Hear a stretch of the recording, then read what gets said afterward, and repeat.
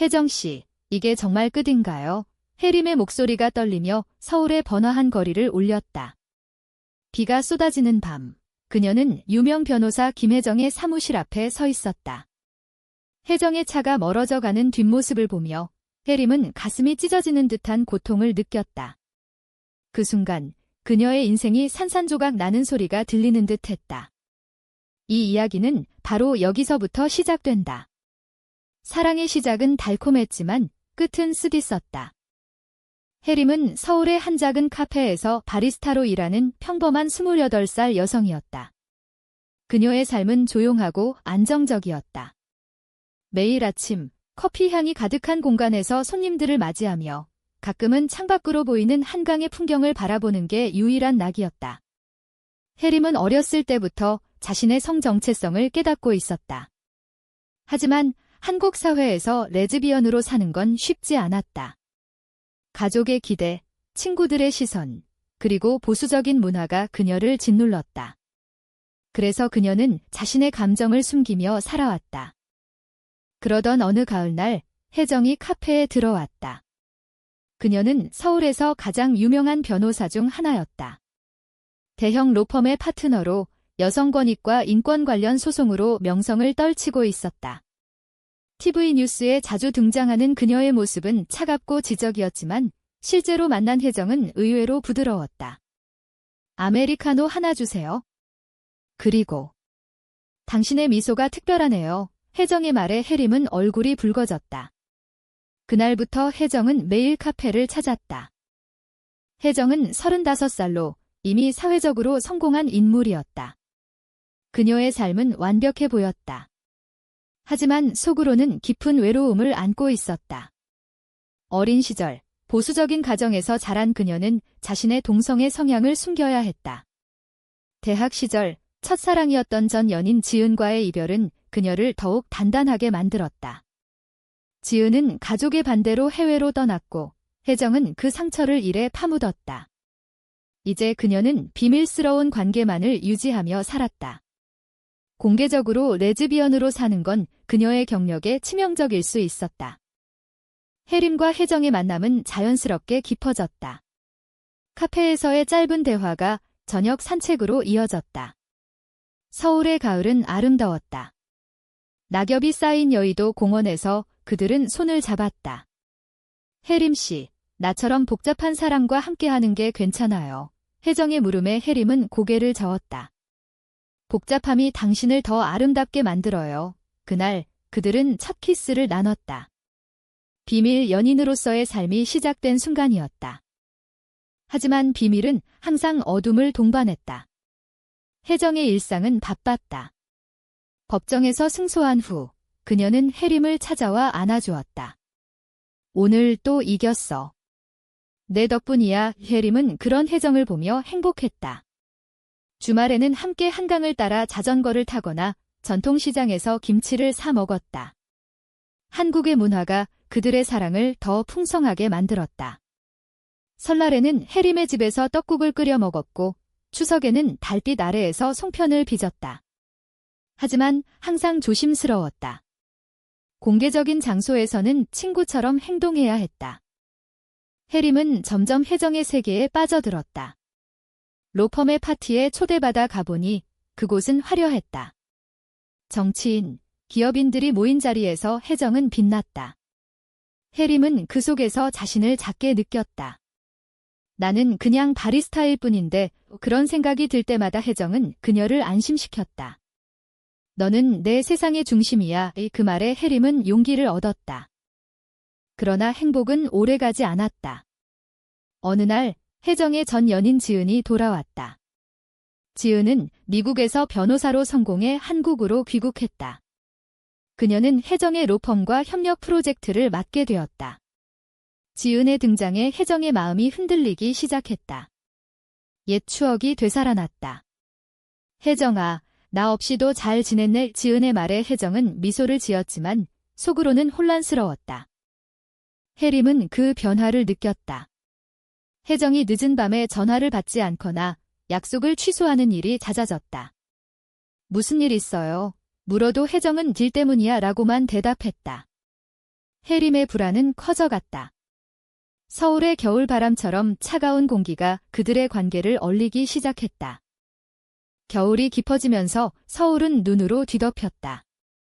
혜림은 카페에서 창밖을 보며 혜정을 기다렸다. 오늘은 그녀의 생일이었다. 혜정은 특별한 선물을 준비했어 라고 약속했지만 이미 2시간이 지났다. 혜림의 마음은 불안으로 가득 찼다. 마침내 혜정이 도착했다. 미안해. 지은 씨와 미팅이 길어졌어. 그 이름, 지은. 혜림은 처음 들어보는 이름이었다. 누구예요? 물었지만 혜정은 대답을 피했다. 지은의 귀환은 혜정의 삶을 뒤흔들었다. 그녀는 혜정의 대학 동기이자 첫사랑이었다. 10년 전 지은의 가족이 반대해 이별했지만 그 사랑은 여전히 살아있었다. 지은은 귀국 후 혜정을 찾아왔다. 우리가 왜 헤어졌는지 후회해. 이제 다시 시작할 수 있을까? 지은의 말에 혜정은 동요했다. 지은은 혜정처럼 성공한 변호사였고 그들의 세계는 완벽하게 맞아떨어졌다. 반면 혜림은 평범했다. 혜정은 죄책감을 느꼈다. 혜림과 혜정의 관계는 점점 균열이 생겼다. 혜정은 지은과 함께 일하면서 옛 감정이 되살아났다. 주말에 혜림과 데이트를 하려다 지은의 전화로 취소했다. 급한 케이스야. 혜정의 변명에 혜림은 상처받았다. 하지만 그녀는 참았다. 사랑하니까 이해할게. 혜림은 혼자서 한강 산책로를 걸었다. 눈이 내리는 밤, 그녀는 어린 시절을 떠올렸다. 보수적인 시골 마을에서 자란 그녀는 항상 외로웠다.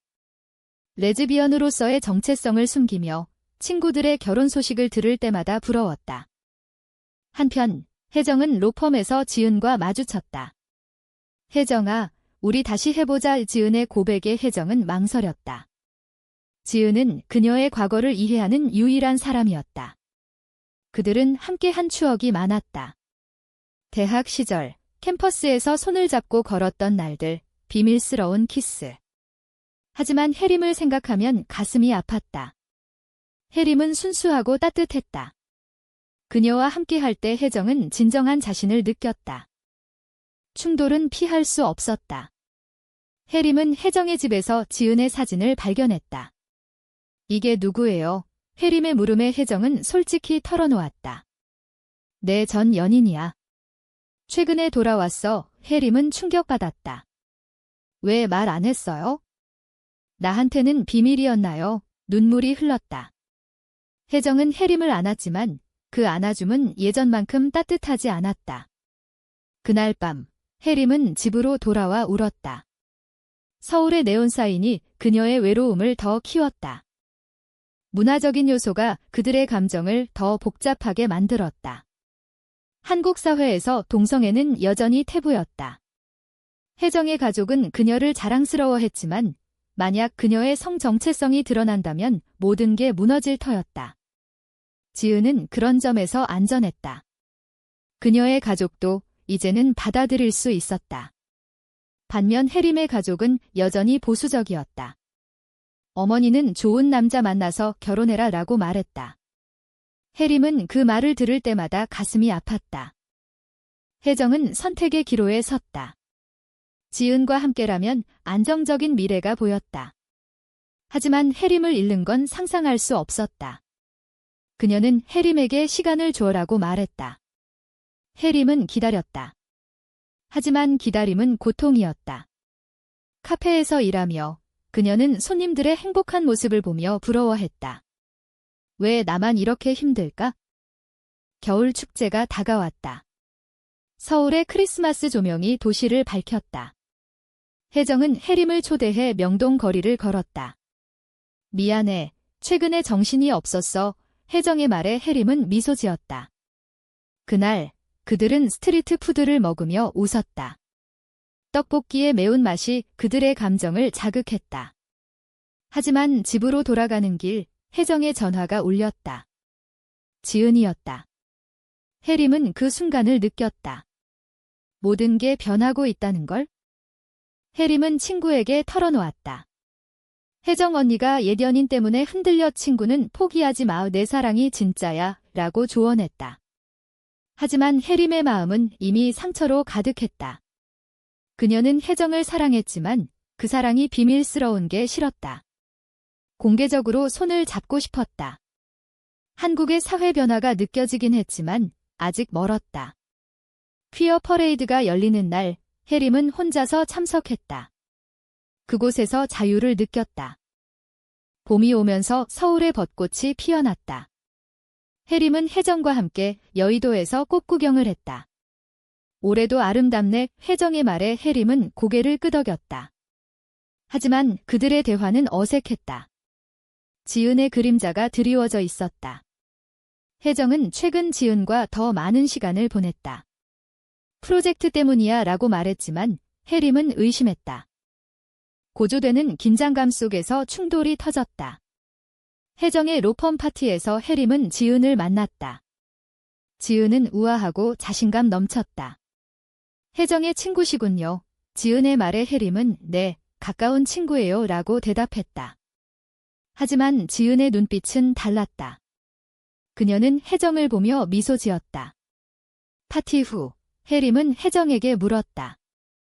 지은 씨와 아직 감정이 남아있어요. 혜정은 부정하지 않았다. 모르겠어. 옛날 일이야. 그 말은 혜림에게 칼날처럼 박혔다. 그녀는 집으로 돌아와 울었다. 다음 날, 혜림은 카페를 그만두고 싶었다. 모든 게 무의미했다. 하지만 그녀는 버텼다. 한국의 여성으로서, 특히 레즈비언으로서 강해야 했다. 그녀는 도서관에서 LGBT 관련 책을 읽었다. 그 책들은 그녀에게 용기를 주었다. 사랑은 자유로워야 해.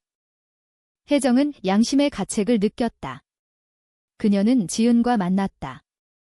우리 다시 시작할 수 있을까? 지은의 물음에 혜정은 혜림이 있어 라고 말했다. 지은은 놀랐다. 그 애는 내 세계에 맞지 않아. 나처럼 그 말에 혜정은 화가 났다. 하지만 속으로는 인정했다. 사회적 지위, 가족의 기대. 모든 게 지은 쪽으로 기울었다. 반전이 일어났다. 지은은 혜정의 로펌에서 중요한 케이스를 맡았지만 그녀의 과거 비밀이 드러났다. 지은은 미국에서 윤리적 문제로 징계를 받은 적이 있었다. 혜정은 그 사실을 알게 되었다. 왜 숨겼어? 혜정의 물음에 지은은 너를 되찾고 싶었어 라고 말했다. 그 순간 혜정은 지은의 이기심을 깨달았다.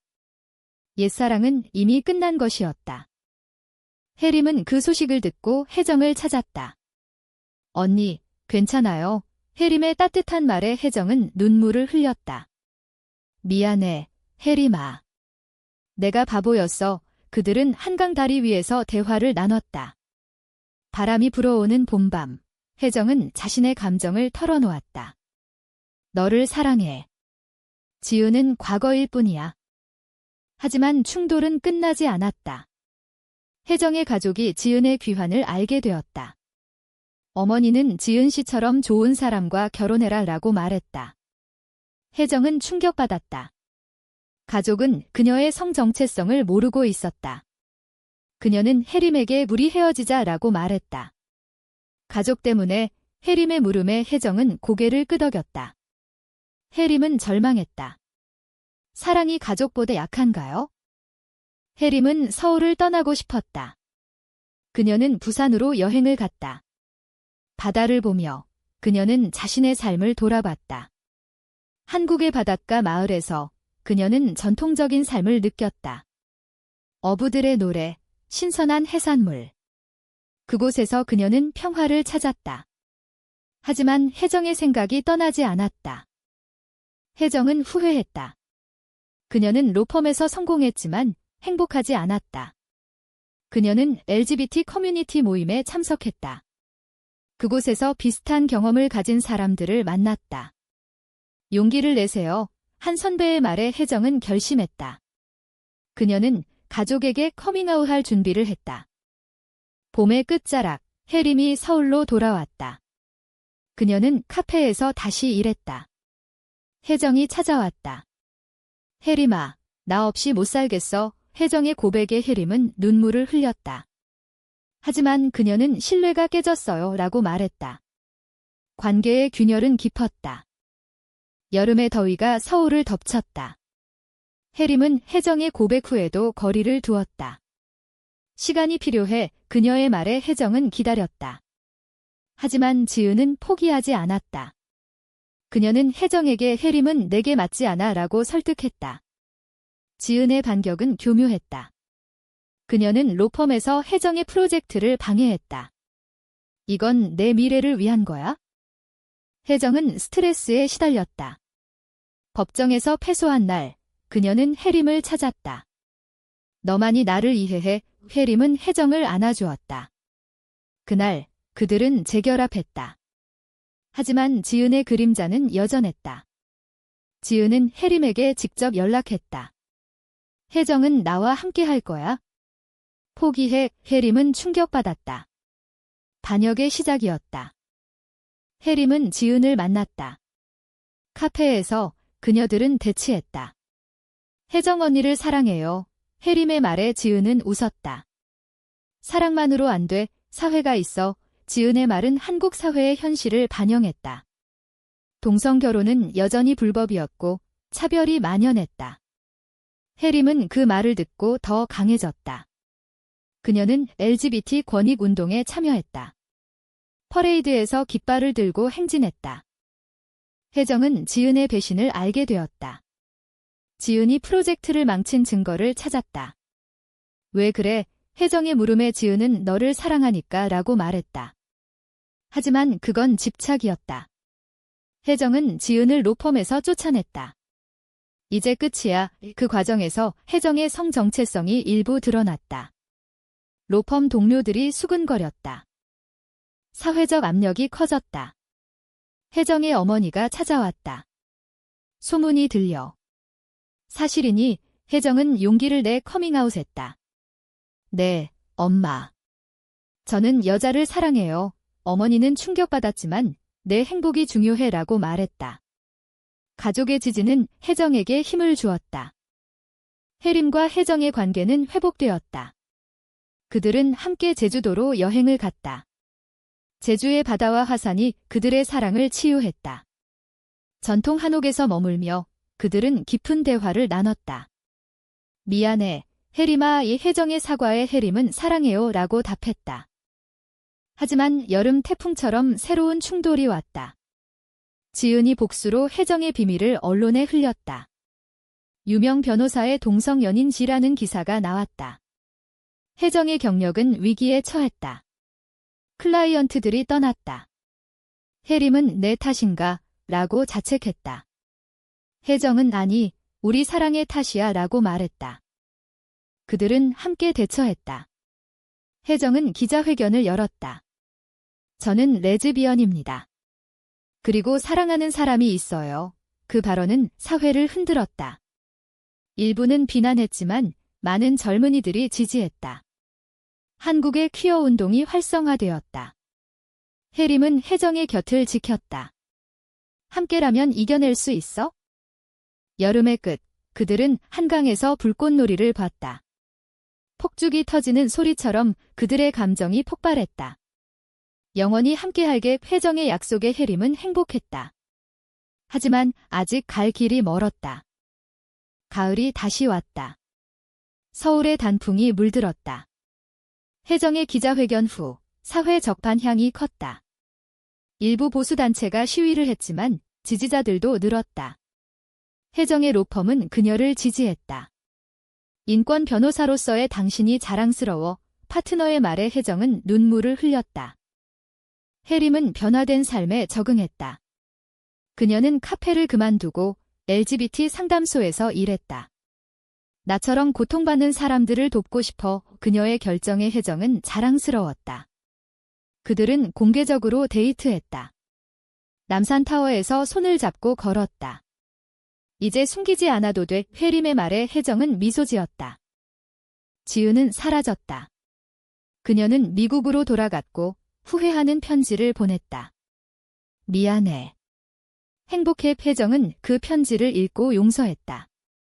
과거는 과거였다. 고조되는 감정 속에서 혜정과 혜림의 사랑은 더 깊어졌다. 그들은 함께 전통 축제에 참석했다. 추석에 가족을 모았다. 혜정의 어머니가 혜림을 환영했다. 우리 딸처럼 생각할게. 그 말에 혜림은 감동했다. 한국의 가족 문화가 그들의 사랑을 받아들였다. 하지만 최후의 충돌이 왔다.